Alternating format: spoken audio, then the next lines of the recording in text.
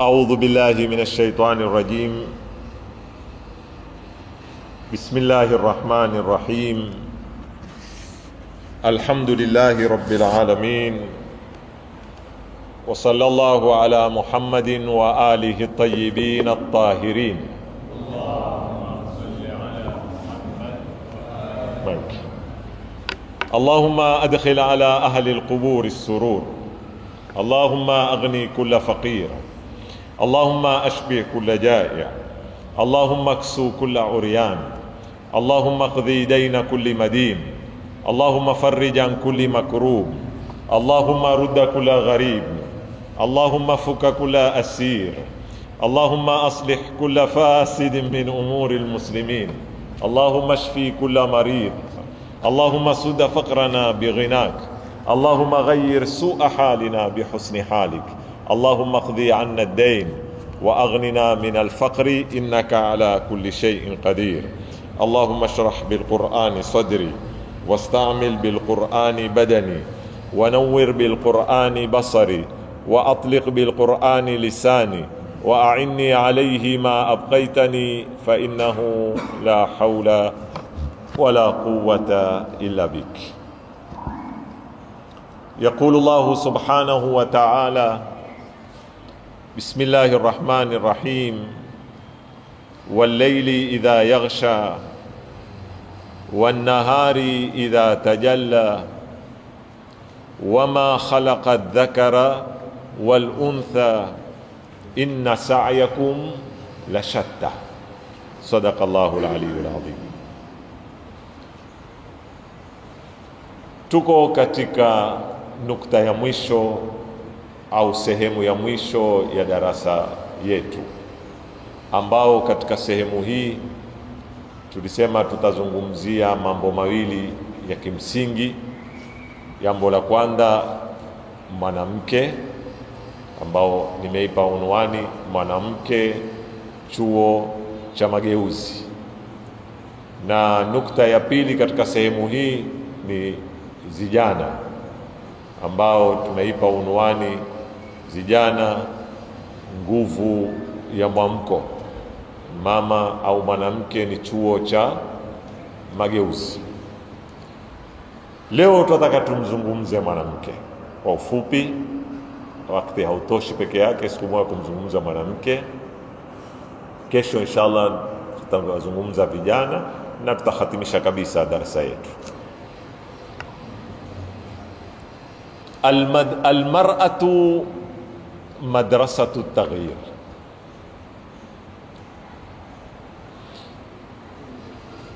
Jana kama makumbuka, nimezungumza kwamba mwamko wa kihakika na mageuzi ya kihakika ni yale mageuzi yatamlenga mwanadamu kabla ya kulenga zilizomzunguka mwanadamu, kwa sababu hizi zilizomzunguka mwanadamu zatengezwa na mwanadamu. Akitotengea mwanadamu, mfano, huwezi kutengeneza mazingira kabla hatujamtengeneza mwanadamu. Hatuwezi kuwa na mii safi kabla hatujawa na mwanadamu msafi. Kwa hivyo mlengwa wa mageuzi kwa mtazamo wa Kiislamu wa kwanza ni nani? Mwanadamu. Kinyume na mitazamo yetu ya kileo, ambao mara nyingi twapima mageuzi kwa vitu vilivyomzunguka mwanadamu. Gari analolipanda likoje, ndege anayoipanda, barabara anayosafiria imetengenezwa vipi, nyumba anayoketi imepambwa kiasi gani. Haya yote ni matokeo ya maendeleo, sio maendeleo. Au kwa lugha nyingine, watu wasema, wataalamu, kuna misamiati miwili, sijui Kiingereza taisemaje, lakini katika Kiarabu kuna misamiati miwili. Kuna alhadhara, kuna na madania. Tukizungumza hadhara, tunazungumza maendeleo yanayomuhusu mwanadamu. kifikra, kielimu, kitamaduni, kinyendo. Hii ndio inaitwa nini? Hadhara. Tukizungumza madania, tunazungumza maendeleo ya kimaterial yanaolenga zilizomzunguka mwanadamu, kama majumba, infrastructure yote, umeme, mabriji, poti. Hizi ni madania, si hadhara. Na madania ni milki ya hadhara, ni mtumwa wa hadhara. Pasipokuwa na hadhara, madania itachafuka, na hadhara ni ya mwanadamu. Sasa narudi kwenye nukta, ikiwa katika mageuzi tumekubaliana kwamba anaelengwa wa kwanza kubadilishwa ni nani? Ni mwanadamu.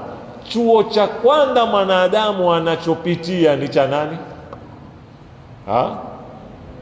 Mama.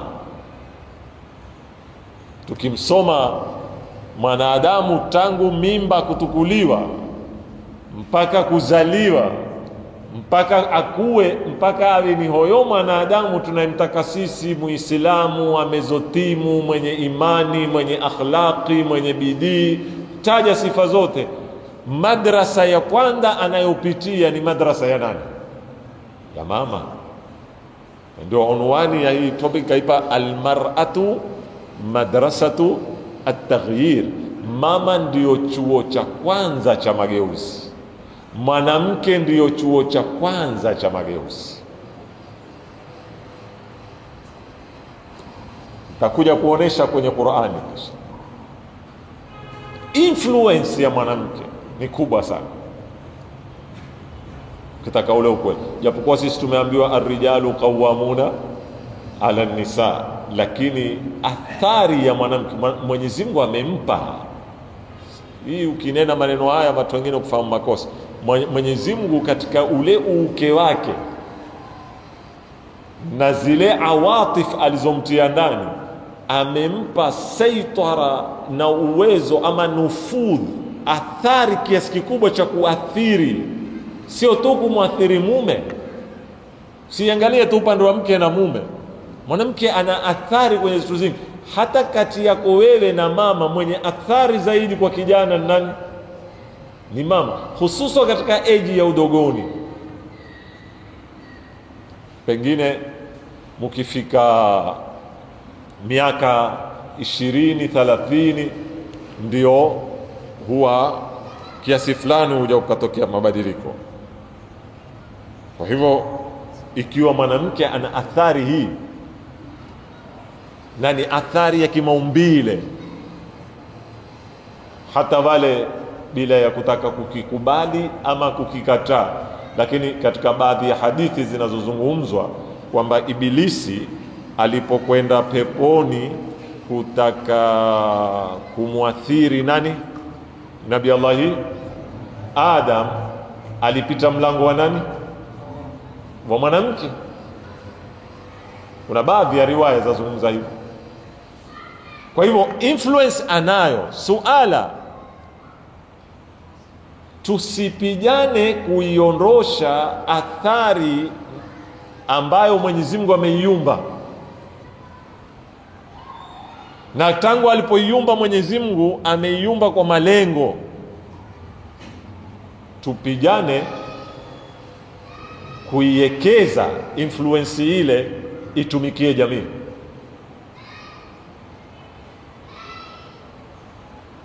Vipi tutaiwekeza?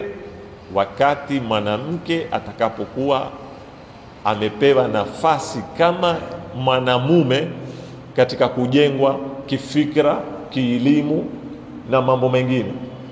Sasa wakati atakapokuwa uko kwenye nafasi na fikra tofauti, ile influence yake ataitumia kwa sampuli ya positive. Niwape mfano tu leo, pengine mtakubaliana na mimi, haya mambo mengine si masala ya kwamba ni aya ya Qur'ani, ni experience ya maisha na mambo unavyoyaona. Lakini ni nani ambaye atakataa leo kwamba wanawake katika jamii yetu wana influence kubwa katika utumiaji wa familia. Nani atakataa? Mapato ya familia leo ndani ya nyumba, mwenye influence ya kuyaekeza namna ya kutumiwa ni nani? Mwanamke. Na hata hadithi imekuja kunena namna hiyo.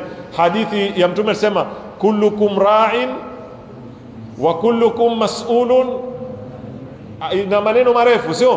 Kuna mahala sema wal mar'atu ra'iyatun fi mali zawjiha. Kwa nini Mtume amewekeza kwenye financial alipokuja kwenye mwanamke? Asema na mwanamke ana masulia ya nani? Ya mali ya mumewe, sio? Kwa hivyo ana influence kwenye mali ya familia mwanamke. Influence ile ni mbaya? Si mbaya. Kiasli si mbaya. Mbaya ni nini? Ni culture yale nilionena yani. Utamaduni alionao wa kimatumizi ndio umeifanya influence yake ile iwe nini? Iwe mbaya. Lau angekuwa na utamaduni mzuri na fikra, hakuna watu waweza kuleta mwamko mkubwa na mabadiliko ya kiuchumi kama wanawake.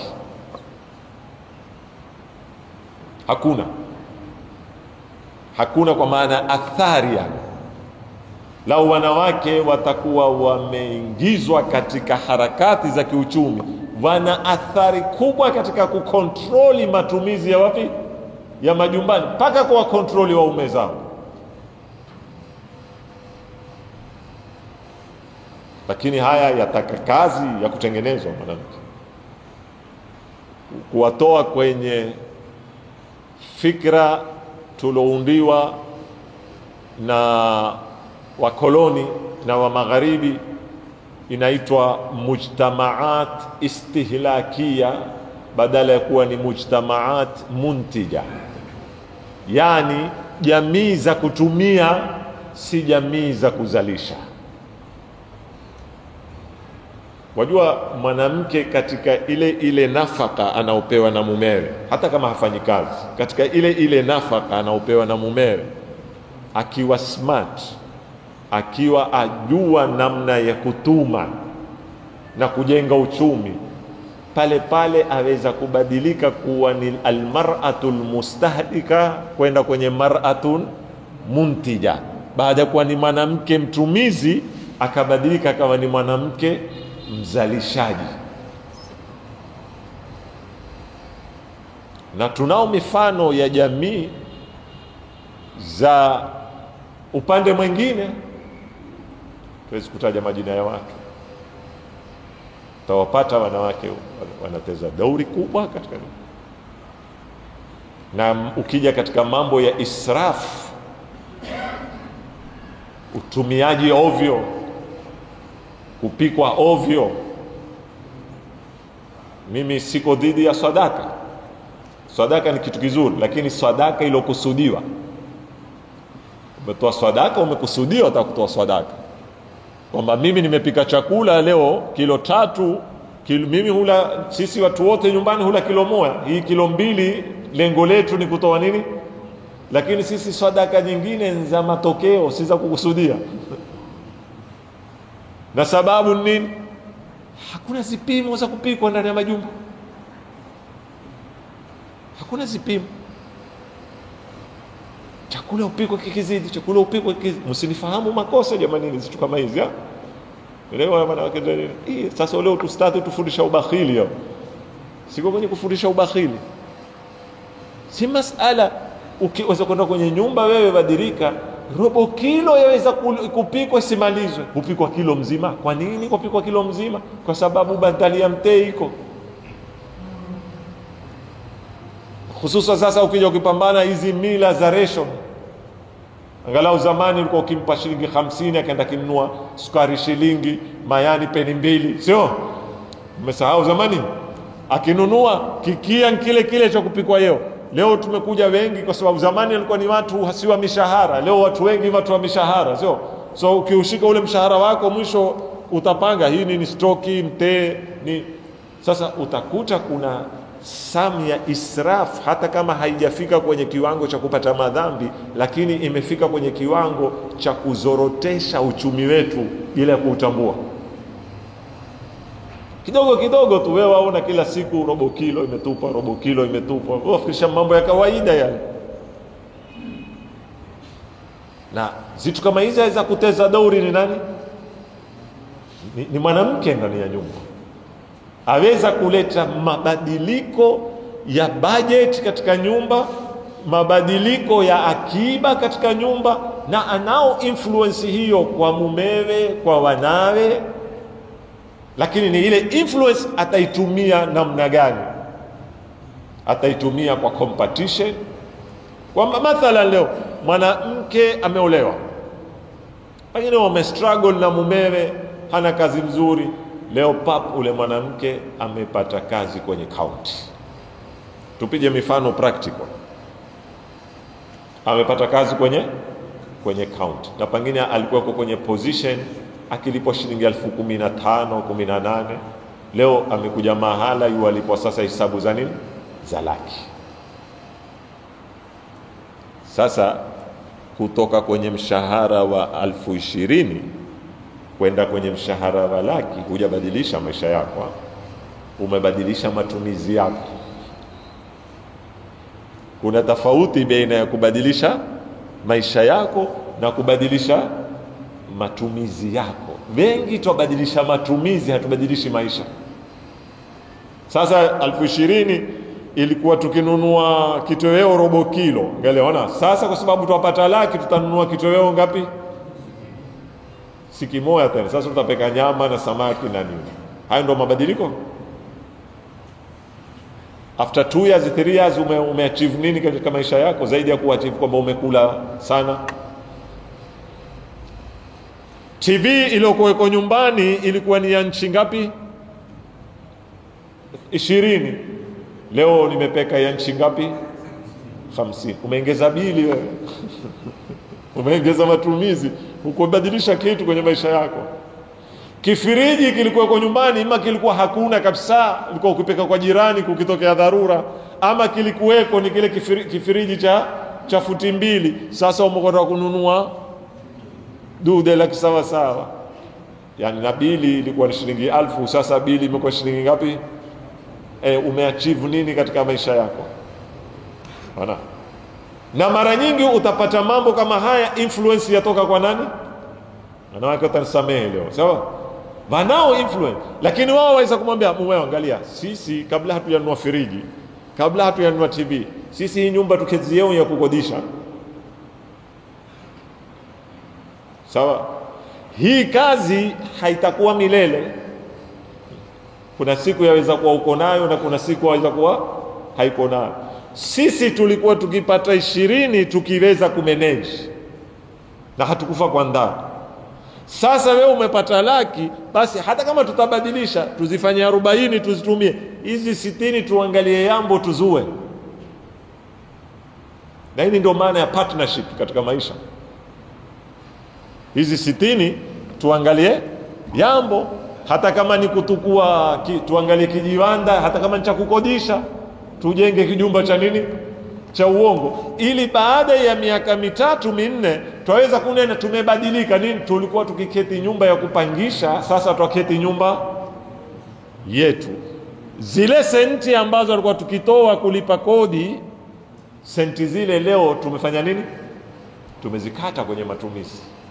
Na ni mifano, mimi natoa mifano, kuna mifano mingi sana, lakini utaona mara nyingi sasa kumepatikana senti, sasa hupangwa kutatumiwa vipi. Ndio ile nikawaambia almar'atu madrasatu taghyir.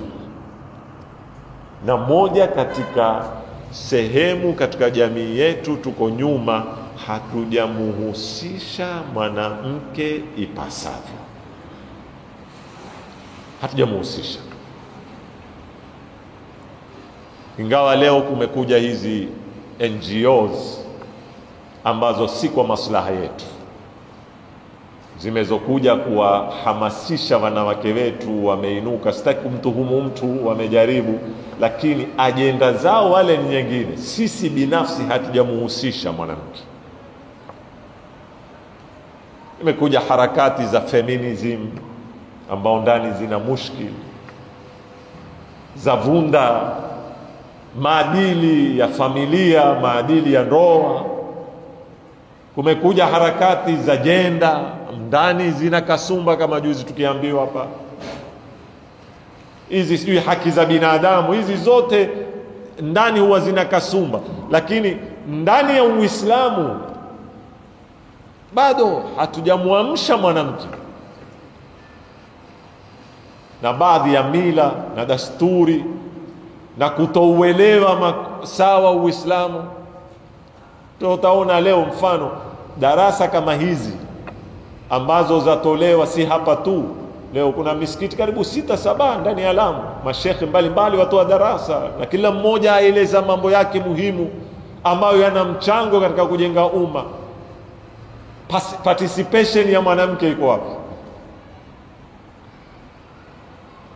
Iko wapi? Sala za Juma ambao ndio mahala muhimu, pana khutba za mwamko za kueleza changamoto, ushirikisho wa mwanamke uko wapi? Kwa nini mwanamke asishiriki kwenye swala za Juma? Sijanena ni wajibu, si wajibu. Kwa upande wa Mungu akitokuja hapati madhambi, kwa upande wa kijamii akitokuja tupata hasara. Hata ustad, sasa wewe upangia kutolea wanawake majumbani, hawatopika tena. Kwani sasa yao wapikao mangapi majumbani? Si nyinyi wenyewe mmewatoa wako maofisini. Sasa akienda msikitini dhikri za nini? Hao wapikao majumbani wako? Fadhali hapa kiasi. Kama kwingine sasa hivi chakula take away tu siku hizi, sio? Kila mahala upijwa kwa take away mpaka ukashika adabu yako.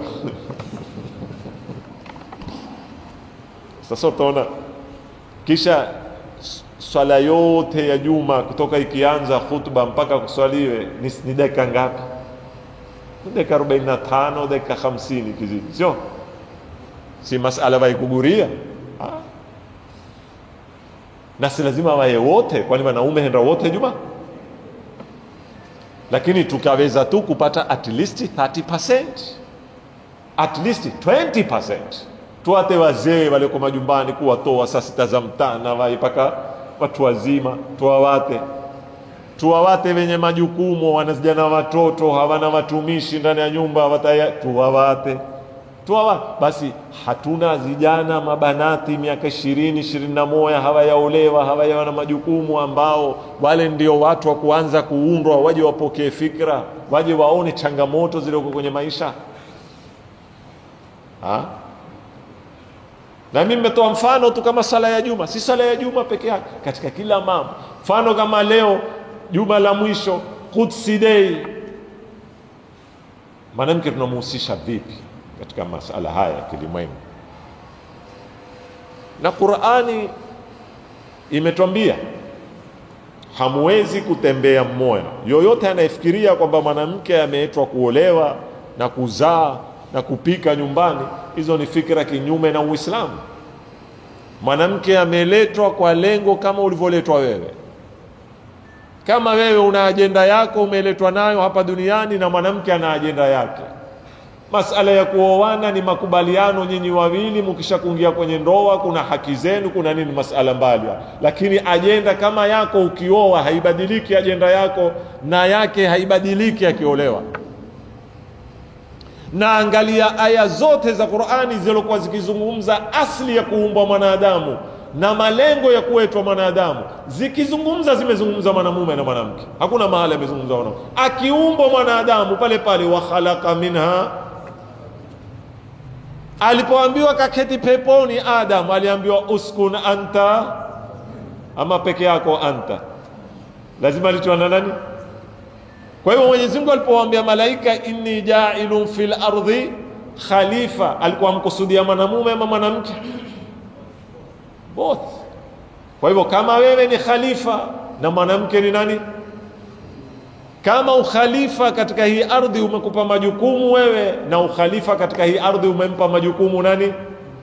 Mwanamke. Aliponena Mwenyezi Mungu, walaqad karramna bani adama, tumemtukuza mwanadamu. Mwanadamu mwanamume ama mwanamke? Mwanadamu, hakunena mwanamume. Taona insan, bani adam, aya tungu mzima kwenye Qur'ani zimekuja hivyo kueleza. Istoshe Qur'ani imezungumzia mambo ya wanawake katika Qur'ani 60 ya sura 10. Kisha kuna sura 3. Moja wanazuoni huyankuwa An-Nisaul Kubra, na ni ile sisi ukifungua kwenye sahafu utaiona imeandikwa Suratun Nisa, sura ya wanawake. Na la ajabu hakuna sura ya wanaume kwenye Qur'an. Sio, umenifahamu? Katika ile priority alowapa Mwenyezi Mungu wanawake, ameweka sura huyankuwa hii Suratun Nisa. Sura nyingine zote zilizobaki ni zetu sote sisi na wanawake, lakini wao wana mbili ni zao, sisi hatumo. Moja wanazuoni yankuwa Suratun Nisa al-Kubra, na moja huyamkuwa Suratun Nisa as-Sughra. Kubra ndio hiyo yamkuliwa Nisa, Sughra ni ile kwenye mswafu imeandikwa Suratut Talaq. Suratu, ukienda katika zitabu za ulumul Qur'an utapata wanazuoni wengine huyamkuwa Suratun Nisa as-Sughra, sura ya wanawake toto. Kuna sura ya wanawake kubwa, kuna na sura ya wanawake engezea, Suratu Maryam. Istoshe Qur'ani imekuja kuzungumzia wanawake maalumu walokuwa na mchango mkubwa katika mageuzi ya kiulimwengu, si ya kimui, ya kiulimwengu na mwamko. Harakati nyingi za mageuzi ziliongozwa na mitumi, utapata hapo katikati kumeingizwa nafasi ya mwanamke. Tukue mathalan Nabii Allah Musa, katika ulul azmi, katika wale mitumi watano wakubwa. Nabii Allah Musa ni mmoja, ameongoza harakati kubwa ya mageuzi ya kupambana na empire ya nani? Empire ya Firaun, Sheikh, si matezo Sheikh. Lakini iangalie safari yake ilipoanza ya mageuzi, imeanza kwa nani? Kwa mwanamke. Na hii ndio nitakwambia chanzo cha mageuzi kinaanza kwa nani? Kwa mwanamke.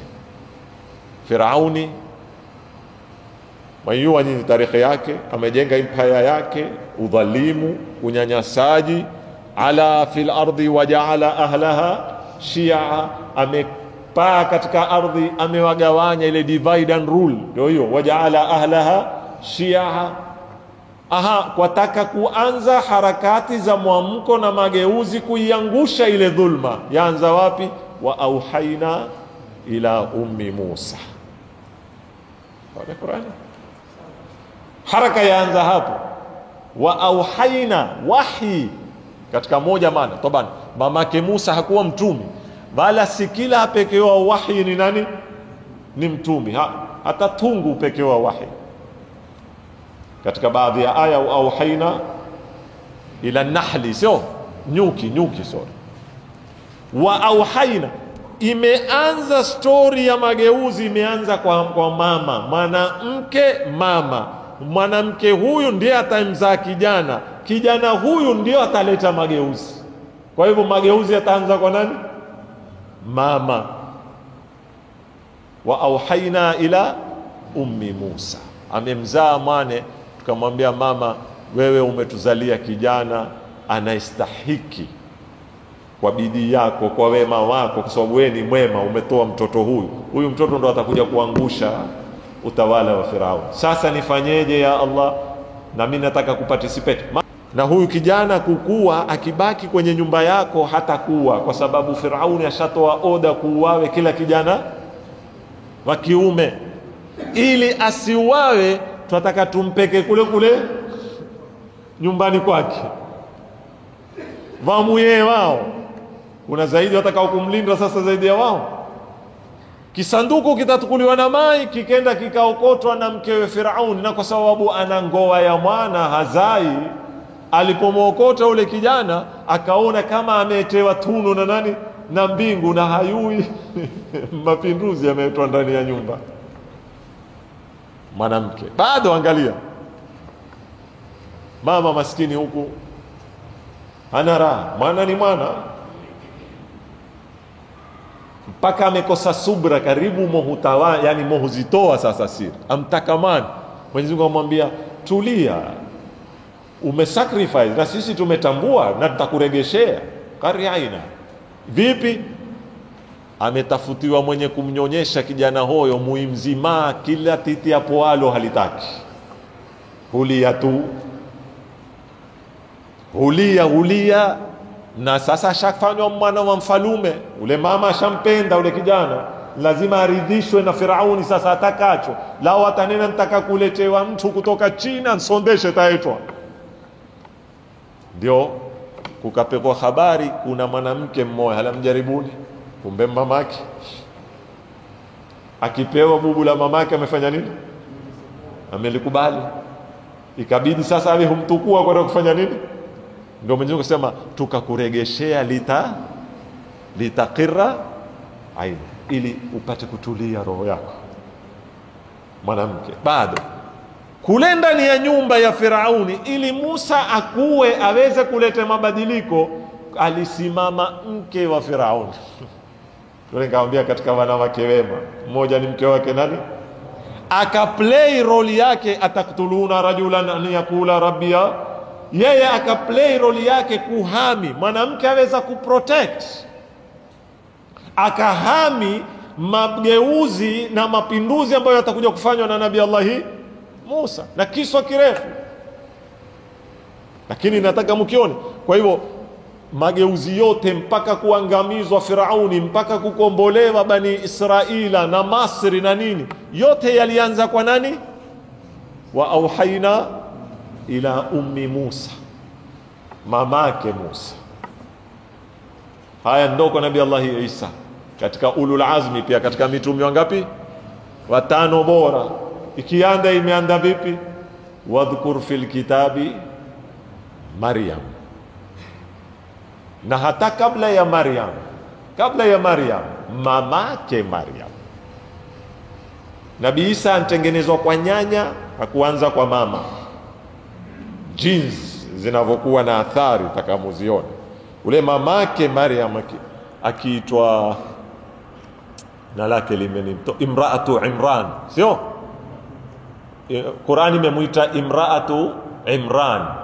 Huyu alipotenda mimba alinena Mola, nimekuwekea nadhiri hiki kilioko, nataka kiwe mtumishi wako, yani mwana mageuzi. Kilizani vizuri. Alipotenda mimba yake aitoa nini? Aitoa a sacrifice mimba yake kwa Allah, ili huyu awe ni mtumishi wako. Kuwa mtumishi wa Mungu ni nini? Ni kwenda kuleta nini? Mageuzi. idh qalat imra'atu imrana rabbi inni nadhartu laka ma fi batni muharrara. Tena safi, hakuna kutangamanisha dunia. Huyu atakuwa mtumishi wako safi, muharrara, sio mara utoka enda kufanya kazi au utakawe wako full muharrara. Fataqabbal minni, nitakabalie na mimi ya Allah inadhiri yangu, innaka antas samiul alim. Akiza amezaa mwanamke, subhanallah. Yeye ajua mkombozi mwanamume. Nataka kusahihisha hapa pia muone, akizaa amezaa nani? Na yeye amemweka nadhiri aliyoko matumboni atakuwa ni mtumishi wa nani? Wa Mungu. Akizaa akaona ni mwanamke. Alipozaa asema falamma wada'ataha, alipomzaa qalat rabbi, Mola wangu, inni wada'tuha, nimemzaa mwanamke huyu. Haya, wallahu a'lamu, na wewe wajua sitaki kukupa habari kwamba mmezaa mwanamke bima wadhatu, kisha mwambia walaysa dhakaru, na mwanamume si kama mwanamke, sijui nitafanyaje. Mwenyezi Mungu amwambia namtaka wewe mwanamke kinyume cha wewe unavyofikiria. Wewe ulikuwa unafikiria mwenye kuleta mageuzi paka wewe mwanamume? La, mimi nimefanya kusudi hicho ulokiweka nadhiri kizaliwe nani, ili mwanamke hoyo awe ndio nivunde protocol za Kiyahudi. Hakuingii kwenye hekalu mwanamke kutumikia Mungu, si ndio? Ilikuwa hivyo, hakuruhusiwi kuingia mwanamke kutumikia Mungu. Mwenyezi Mungu anasema nataka kuivunda hiyo protocol, kwamba mwanamke ataingia kuhudumikia Mwenyezi Mungu na ataasis mabadiliko yatakao kufanywa na Nabii Isa. Ndio Mwenyezi Mungu akamwambia mwete huyo namtaka. Umemuita nani? Asema wa inni samaituha Maryam, nimemuita Maryam. Wa inni u'idhuha bika wa dhurriyyataha minash shaitani rajim. Sikiza aya nene, fataqabbalaha rabbuha biqabulin hasan, Mungu akamkubali, naitaka hiyo nadhiri. Wa ambataha nabatan hasana, paka Zakaria katamani naye apate kijana kama ule. Paka Zakaria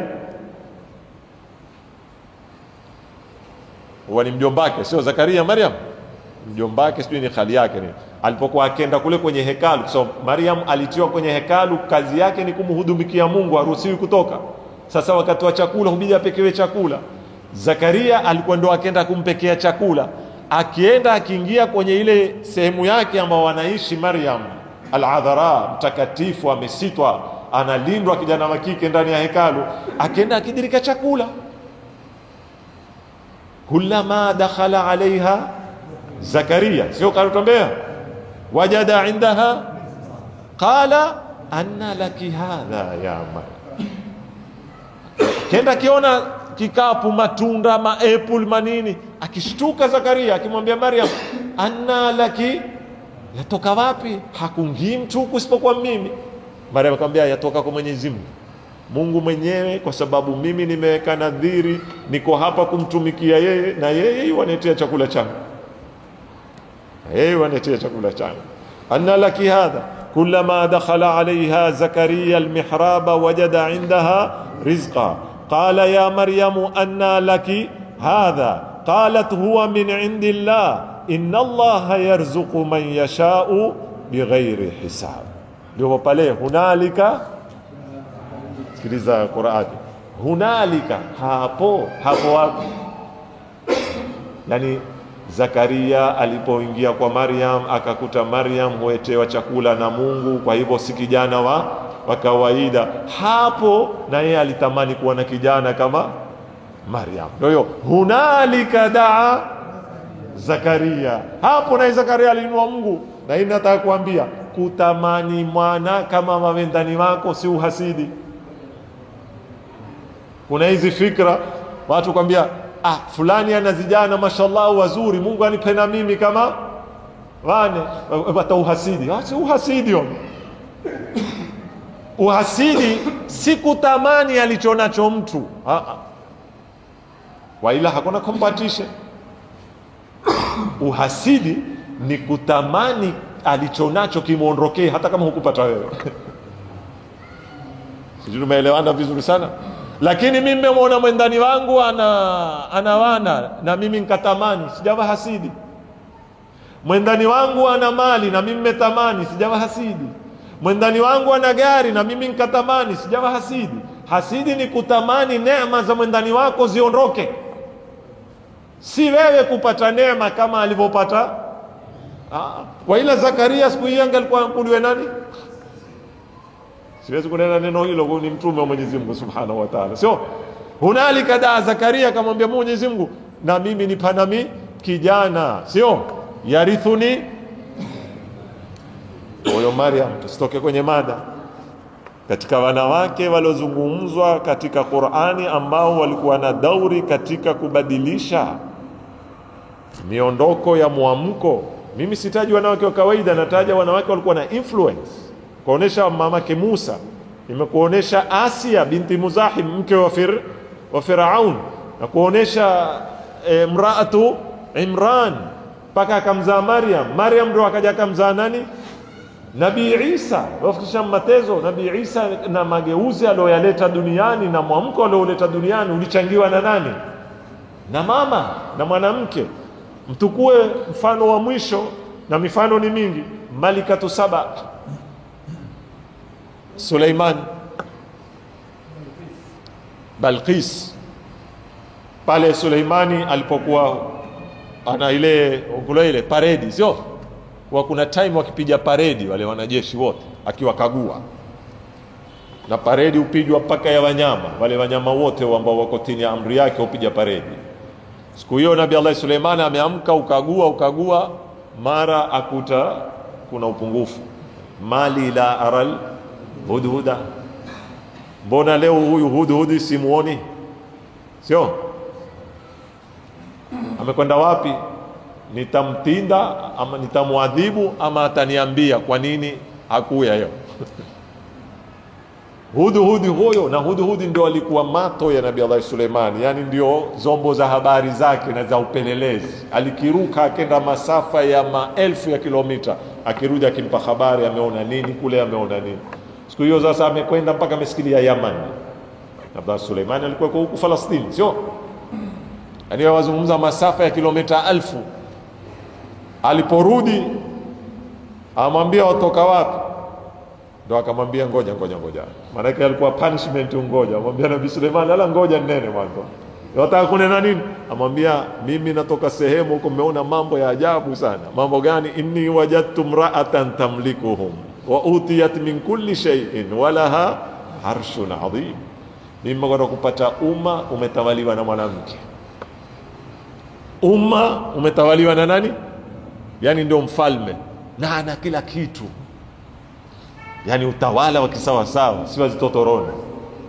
Amepewa kila kitu, mali, ukulima, kila kitu, Yaman. Sasa Nabii Allah Suleiman akamwambia sawa, akamwandikia barua ile, innahu min Suleimana wa innahu bismillahir rahmanir rahim anituni kadha. Akampa barua Hud, akamwambia ipeke. Kapekwa barua mpaka kwa Balqisi, sio? Balqisi alipoipata barua akaitisha maadvisor wake, qalat ya ayyuhal mala'u inni ulqiya ilayya kitabun karim innahu min Sulaimana wa innahu bismillahir rahmanir rahim alla ta'lu alayya wa atuni muslimin. qalat ya ayyuhal mala'u aftuni fi amri ma kuntu qati'atan amra hatta tashhadu. Nipeni ushauri, tuende tukapigane naye ama tumkubalie atakaye. Ile miji komando ikaja, sisi ni nchi kubwa, sisi tuna jeshi la kutosha, usitoe mkono hata tupambane naye. Angalia mwanamke alivyokuwa na busara, akawasikiza maoni yao, akamwambia tu kitu kimoja nitakwambia, katika kuingia kwenye vita kuna moja katika mawili, ima tutashinda ama tutashinda. Na yeye hamjui Nabii Suleimani kwamba ni mtume, yeye yuamhukumu Nabii Suleimani kama mfalume, hajamjua bado kwamba nani ni mtume. Ndio akanena yale maneno, innal muluka idha dakhalu qaryatan afsaduha waja'alu a'izzata ahliha adilla wakadhalika yafalun. Nitakwambia habari moja, tukikubaliana naye huyu tukaandikiana mikataba, tutabaki hivi na nidhamu zetu na ukubwa wetu na structure yetu ya uongozi, lakini akija akiingia kwa nguvu atatutia mwiko huyu, cha tini kitakwenda yu na cha yu kitarudi tini. Ndio hiyo, innal muluka idha dakhalu afsaduha waja'alu, wale wa yu teremshwa tini, matini wakapandishwa yu zikawa tutu kwa ufu. Sasa akamwambia mimi naona tuingie naye kwenye mazungumzo ya amani, mimi nendao. Kabla ya kwenda nipani ruhusa mando nimjaribu huyu mtu ni aina gani, tunajaribu kumhonga kiungwana. Unajua kuna kuhonga kihongo, kuna kuhonga kiungwana. Kama pale polisi kwambia chai, ala chai si hongo, sio? Katika kumhonga kiungwana umempa chai, sio chai yake. Akampekea zawadi nono Nabii Allah Suleiman. Nabii Allah Suleiman akazikataa, akazirudisha. Maana akamwambia mimi si mtu wa kuhongwa. Ala kuli hal makiyua kiswa mpaka mwisho, lakini alisilimu baadaye yule. akamuunga Nabii Allahi Suleiman, na kusilimu kwake ikawa ni sababu ya kuibadilisha Yamani yote kuwa ni wafuasi wa nani? Input yake kama mwanamke. Wahakadha. Mpaka hapa nimepiga mifano ya kutosha, lakini ninachotaka kukieleza katika nukta ya leo ni kwamba mwanamke ni nusu ya jamii, na influence ya mwanamke hata kwa wanaume ni kubwa sana, na hatuwezi kupambana naye.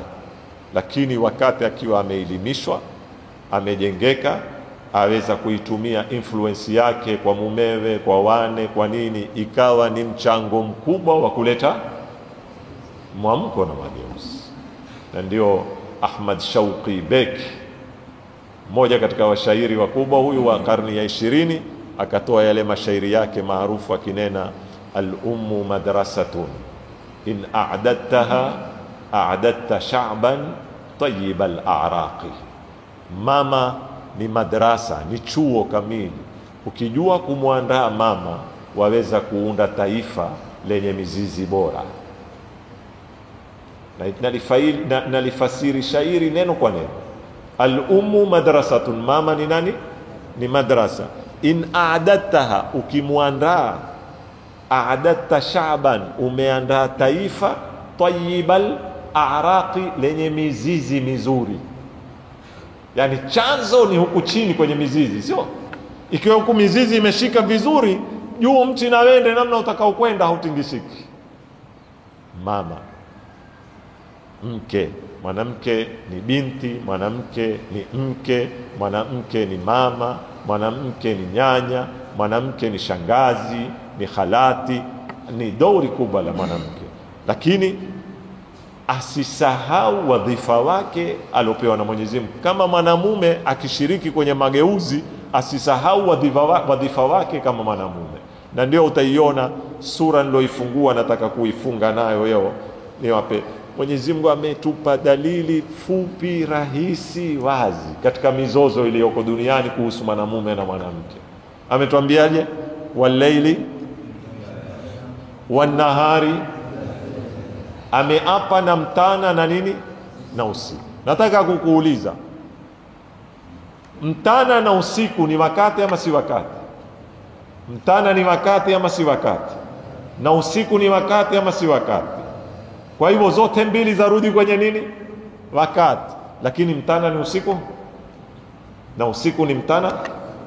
Wadhifa wa mtana ni kama wa usiku na wadhifa wa usiku ni kama wa mtana. Na je, waweza kuishi kwa mtana bila ya usiku? Na je, waweza kuishi kwa usiku bila ya mtana? Makubali haya ama kuna mtu upinga? Wama khalaqa dhakara, nataka na hayo myakubali hapa kwamba mwanamume mwanadamu ama si mwanadamu, mwanamke mwanadamu ama si mwanadamu. Kwa hivyo wote wawili mwanadamu ama si wanadamu. Lakini mwanamume mwanamke na mwanamke mwanamume, wadhifa wa mwanamume ndio wa mwanamke na wadhifa wa mwanamke ndio wa mwanamume. Na mwaweza kuishi bila mwanamume na mwaweza kuishi bila mwanamke. Kwa nini mwakubaliana kwenye usiku na mtana, hamkubaliani kwenye mwanamume na mwanamke? Maiona siyaki ya Qur'ani ilivyowekwa. Bismillahirrahmanirrahim, wal-layli idha wan-nahari idha wama khalaqa dhakara, kisha amaliza inna sa'yakum, kila kimoja kitembee kwenye wadhifa wake kilichowekewa. Zikiingiana zitadangana.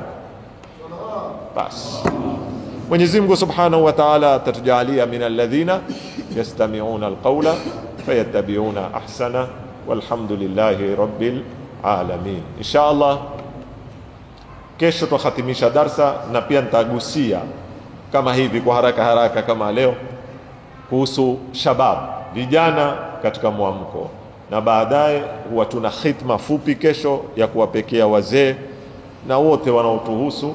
Kwa hivyo naomba tushirikiane katika kufunga darasa kama tulivyoshirikiana kwa siku zote hizi katika kuliendesha hili darasa insha Allahu taala.